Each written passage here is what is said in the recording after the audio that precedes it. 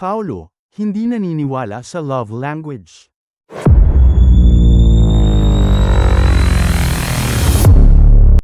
Hindi naniniwala si Paolo Avellino sa love language. Hindi ako naniniwala sa love language, say niya sa latest vlog ng kanyang ka-love team na si Kim Chu. Dagdag pa niya, I always think na sa isang relasyon, it's a mixture of everything. The right balance of everything. Ang love language ay unang in-introduce ni Dr. Gary Chapman noong 1992 sa kanyang libro na The 5 Love Languages. Ayon nga sa kanya, mayroong 5 languages ang love, words of affirmation, physical touch, quality time, acts of service, at gift receiving. Pero para nga sa bida ng My Love Will Make You Disappear, ay hindi ito dapat maging basehan ng isang relasyon. Parang sinulat lang yun, love languages, tapos parang naging reference ng maraming tao. Pero sa isang relasyon naman, parang hindi dapat yun ang nagiging basehan, at hindi dapat yun ang nagiging standard, paliwanag ni Paolo. Ayon naman kay Kim, never daw siyang sinagot kapag tinatanong niya ito sa kung anong love language nito. Lagi ko talaga siyang tinatanong kung ano ang love language niya. Giving and receiving, pero never talaga sinagot. Akala ko this time, masasagot.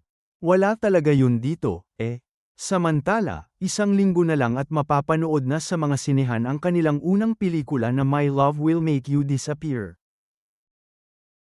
Viral ang video ng idinaos na mall show ng Kim Pao nina Kim Chu at Paolo Avellino kamakailan. Dinumog ito ng madlang people at mga ka-funnian. Kinakiligan din ang naging interaksyon sa entablado ng magka-love team. Lumabas din ang pagkakwela ni Paolo na kilalang tahimik sa kanilang batuhan ng linya sa tulong ng bubbly at masayahing si Kim. Sobra namang naging emosyonal ang Chanite Princess sa naging pagtanggap sa kanila ni Paolo sa Cebu habang ipinopromote ang kanilang upcoming movie na My Love Will Make Disappear. Naiyak sa tuwa si Kim dahil hindi nangyari ang banta ng DDS na ay boycott ang kanilang romantic movie ni Paolo. Aware rin marahil siya na may mga gustong sumabutahe sa kanya. Kung ang crowd naman ang pagbabasehan sa mall show, malaki ang tsansa na maging certified box office hit ang pelikula nila ni Pao. Ang mga Cebuano kasi ang bumubuo ng mayorya ng mga Pinoy na mahilig umanong manood ng sine.